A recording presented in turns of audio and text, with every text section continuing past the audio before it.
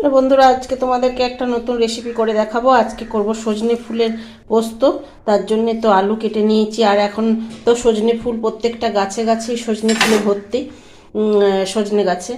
আর ওই জন্য সজনে ফুল তুলে নিয়ে এসেছি। এইখানে সজনে ফুল আছে, একটু নিয়েছি পেঁয়াজ, একটু আলু নিয়েছি কেটে, দিয়ে পোস্ত করব। আর তোমরা যদি পেঁয়াজটা স্কিপ করতে পারো, আর দিয়ে এই আলু দিয়ে আর সজনে ফুল দিয়ে পোস্ত করতে পারো। চলো, এখন গ্যাসে কড়াই বসিয়ে দিয়েছি, দিয়ে এখন কড়াইতে তেল দিয়ে দিই।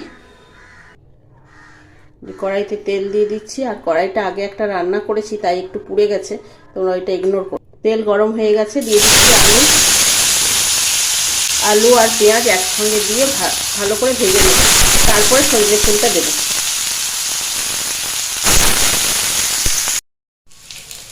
আলু পেঁয়াজগুলো ভাজা হয়ে গেছে, এবার সজনে ফুলটা দিয়ে দিচ্ছি। আর এইরকম করে সজনে ফুলের পোস্ত কে কে খেয়েছো কমেন্ট করে জানিও।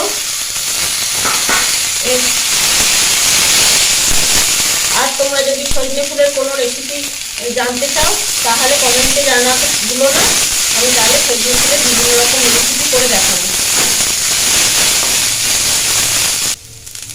এখানে স্বাদ মতো নুন দিয়ে দিচ্ছি।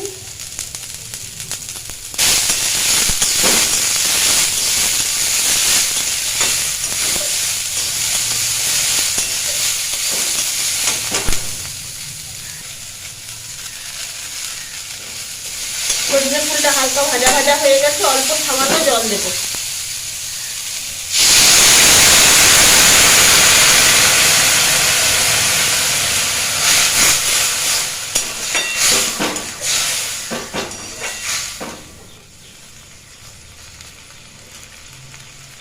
একটু ঢাকা দিয়ে দিই সেদ্ধ হওয়ার জন্য।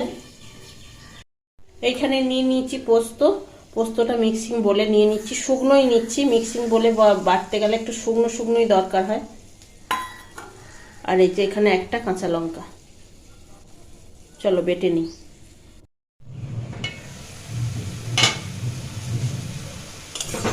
দেখো জলটা শুকনো হয়ে গেছে।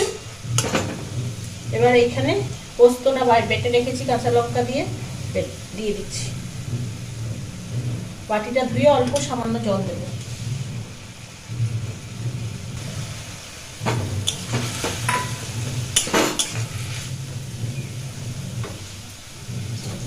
সর্ষের তেল দেবো, আর পোস্তর মধ্যে কাঁচা সর্ষের তেল দিলে খুব সুন্দর লাগে টেস্টটা।